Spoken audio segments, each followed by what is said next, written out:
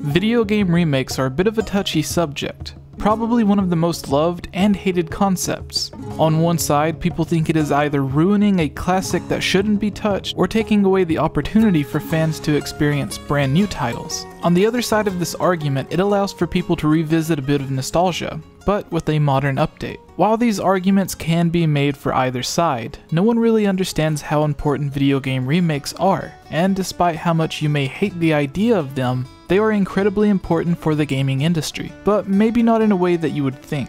I have a couple of reasons to explain, and I'll begin with this. Those new and original games that you like so much or are demanding may have never even existed if it weren't for some of the remakes. In most cases, when people are saying they would rather have new games, they don't fully understand the reason behind the remake.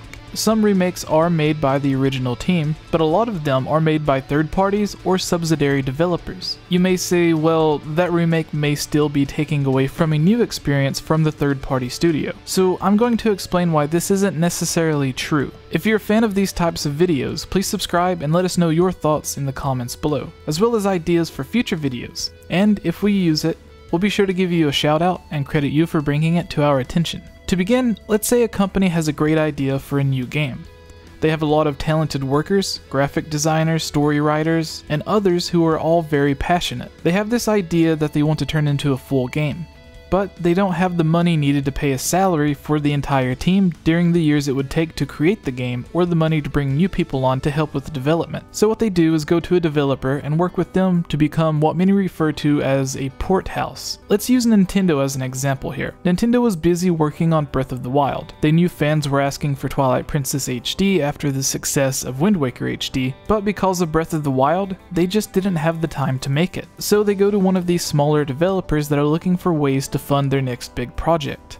In this case, it would be a company like the one I mentioned earlier. They work out a deal and the smaller developer begins working on the remake or the port of the game. After the game is finished and published, the smaller team, in this case it was Tantalus, now has the money and profit from working on Nintendo's remake and can begin work on their own new and original concept. Not only do they now have the money to pay for everyone's salary, the developers now have even more experience in creating games. And if the remake was good and sold well, a lot of people will now know the name of this otherwise smaller company, and when they see a new game coming from them, they will be more likely to pay attention to it. On Nintendo's side, they get to give fans a game they were asking for, Twilight Princess HD, make money off of it, and keep working on their next big game, Breath of the Wild. So no time is being taken away from development. In another case similar to this, we can use Nintendo again. When the Nintendo 3DS first launched, Nintendo was in pre-production of A Link Between Worlds. With the DS, they had a Nintendo 64 classic remake that fans loved. We got Super Mario 64 remade from the ground up to work on the Nintendo DS, which also included a few new features and sold very well. Nintendo had the same idea to bring Nintendo 64 classics to help the sales of the 3DS. We ended up getting Ocarina of Time 3D and Star Fox 64 3D. But in the case of Ocarina of Time 3D, as I said, Nintendo was already working on what would become A Link Between Worlds. So they had another developer, in this case Grezzo, begin working on Ocarina of Time 3D. Not only did they remake the game, they also updated the character models, textures, and added several new gameplay mechanics to make the overall game more enjoyable, such as putting iron boots as an equipable item rather than needing to constantly pause and unpause the game. They added a path of lines to follow in the water temple to help out new players, and packed in Master Quest on the same cartridge, essentially giving you two games in one. Ocarina of Time 3D went on to become one of the 3DS's best games. Nintendo quickly went back to Grezzo and asked them to work on Majora's Mask 3D. They did such a successful job with Ocarina of Time's remake, they were given even more freedom with Majora's Mask, and added 2 fishing spots, changed the location of the bank, and added in a few other new gameplay ideas and changes. During Majora's Mask's development, Nintendo was able to finish work on A Link Between Worlds and begin working on their next handheld title, Triforce Heroes. So, in the end, fans were given 2 remakes and 2 new original titles. And now, because Grezzo has the money from working on the Zelda remakes and helping Nintendo with Triforce Heroes, they have the funds to finally support their own new and original title, Ever Oasis, which, if it had not been for the remakes, may have never actually came out. So this is another case where everybody wins. Nintendo gets money from the remakes, they continue working on their original titles, Grezzo gets money and experience from working on the remake, they can begin their new game, and fans just get more great games. The next reason also ends with the win-win situation. I have an example I could use for Nintendo again, but I'll save that for the very end. Let's use PlayStation for an example this time. Let's take Naughty Dog and Sony Santa Monica Studios, the creator of The Last of Us, Uncharted, and God of War. When the PlayStation 4 launched, we got a quick remake or port of The Last of Us, and later on, we seen a remake of God of War 3. Sony didn't use a third-party studio or a smaller studio to do the port of these games. The original studios worked on them. Now you're thinking, well, doesn't this take away from the time they could have used for Uncharted 4 or the next God of War game? And the answer is not exactly. The architecture of the PlayStation 4 and the PlayStation 3 are very different from each other, which essentially means they can't run games the same way. So, instead of beginning work immediately on a new game for the PlayStation 4 and learning the ins and outs of the console, learning to understand what you can do and what you can't do on the PlayStation 4 would take a lot of time and a lot of trial and error. So it's far easier for developers to take an older game that they are familiar with, in this case The Last of Us and God of War 3, these developers know exactly how these games work, what they're meant to do, and how they do it. So by taking these games they know the ins and outs of and porting it or remaking it for the PlayStation 4, they are able to understand how coding and game engines work on the PlayStation 4. They can quickly understand what they can and can't do on the new system. Let's say the process of learning exactly what the PS4 is capable of would take a developer a year or two if you were creating something from the ground up. It may take an extra 3 or 4 years after those original learning years to finally complete your game after learning exactly how the new console works. However, if you take your team and have them begin pre-production of a new game and have another team working on the port or the remake, you may be able to take that 1 or 2 years it takes for learning the new process and cut it down to just a few months. So now the new game, like the new God of War or Uncharted 4 that would have taken 6 or more years from concept to release, if you're a Zelda fan you know exactly how long that wait is, you can cut that 6 years of development time down to just 3 or 4. So not only do the fans get a quick port or remake of an already great game that they can play while they're waiting on the new game, but they also get the new game in a much shorter time than they would have otherwise. So in this case, we got The Last of Us on PlayStation 4 on July 29th, 2014, and Uncharted 4 on May 10th of 2016. Whereas if they would have just worked on Uncharted 4 and not taken the time to learn the system, it could have taken until holiday of 2017 to release. So you would get no port of The Last of Us to play while you're waiting, and you would be waiting an even longer amount of time to play it. The Last of Us originally launched in June of 2013.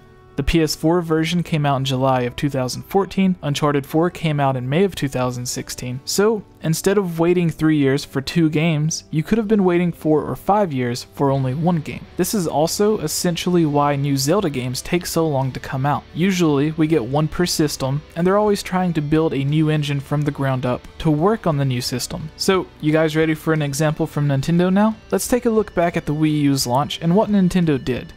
Again, this will be a Zelda and Mario example. The Wii U was first shown off with a Zelda Wii U tech demo, which Nintendo stated wasn't a new game, but a concept for what a Twilight Princess HD remake could look like with the power of the Wii U. They also showed off what New Super Mario Bros. On Wii could potentially look like on the Wii U. They took this new engine they created for the Zelda Wii U tech demo and applied it to the Wind Waker, Twilight Princess, and Skyward Sword to see which would benefit the most from using this new engine. They decided that game was the Wind Waker, partly due to it being a GameCube game and not being playable on the Wii U, where you could put the Wii U in Wii mode and still play Twilight Princess and Skyward Sword on your Wii U. So they decided they liked the new look of Wind Waker so much they decided to remake it for the Wii U, whereas they gave Twilight Princess HD to Tantalus, a different studio to work on. They didn't quite understand the power of the Wii U at first, what it could do, or really anything about how to develop for it. Nintendo even stated in several interviews how difficult it was for them to learn and develop HD games for the first time on the Wii U. So just like the last example with Sony, Nintendo took Wind Waker and the Wii U tech demo engine and fully remade Wind Waker HD for the Wii U. When they were finished, they were better able to understand what the Wii U was capable of and how game engines worked on it. They have said the experience helped them with the development time of Zelda Wii U, which we now know as Breath of the Wild. Breath of the Wild took 6 years to release, and that is with the help of Wind Waker HD, allowing them to better understand the hardware. It's also important to note that some of the developers of Xenoblade, who already had experience working on the Wii U also came to help with development of Breath of the Wild. So if it had not been for the learning process of bringing Wind Waker HD to the Wii U, we could still be waiting on Breath of the Wild's release, especially since problems kept coming up during development that caused the game to get delay after delay. Can you imagine Breath of the Wild launching in 2018 or even 2019? This is why remakes are important. Yes, it does suck when a developer messes up what is already a great game, but you still have the original to go back to. It's not like a bad remake of Final Fantasy VII is going to ruin the original. It isn't going to somehow erase the data off of your original 3-disc collection and then you be forced to play the new version. If it isn't obvious, I'm a huge Zelda fan, but I'm also a huge video game fan in general, so the ports or remakes of God of War 3 and The Last of Us are nice. I enjoyed Wind Waker HD and the 3DS Zelda remakes. But yes, I would be let down if they had an HD remake of Ocarina of Time or Super Mario Sunshine and it just completely sucked. However, that wouldn't take away from my experience with the originals. Nintendo, Sony, Microsoft, or whatever third party is working on the remake can't take away from the experience that I had with the original game. So after this video, I hope you understand how important remakes actually are. Some of your favorite games may have never even existed or would have been completely different if it weren't for the developers working on a remake or a port of an original game. If you're a fan of this type of video, please consider checking out a similar video talking about why console power does matter, and I even use quotes from Miyamoto, Aonuma, Sakurai, and Kojima to explain. You probably never expected the king of Nintendo, Miyamoto, who is notorious for saying he doesn't care about video game graphics or visuals, to say how important hardware power and graphics actually are. If you're a fan of this review, please subscribe and comment below to let me know your thoughts. If you would like to support this channel, please consider supporting on Patreon, where you can watch videos like this early and help me create longer videos like the top 10 best and worst of Ocarina of Time, Breath of the Wild, and the top 5 official Zelda games that have either been cancelled or just went unreleased. Finally, a huge thank you to this month's supporters: George Says Hi, Link Uses the Triforce, Transcendent Sacred Courage, Glenn Cassio, Prey Warrior, Victopedia, Rusty Caulfield, Robert W., Amanda Pina, Lunarium, Chris Gasparin, Harris Priest, Lovable Christie, Key of Time 15, Jerome Measure, Daryl Quinnen, Furzin 16, Kadron, Magic Tech Review, and The Itch Network.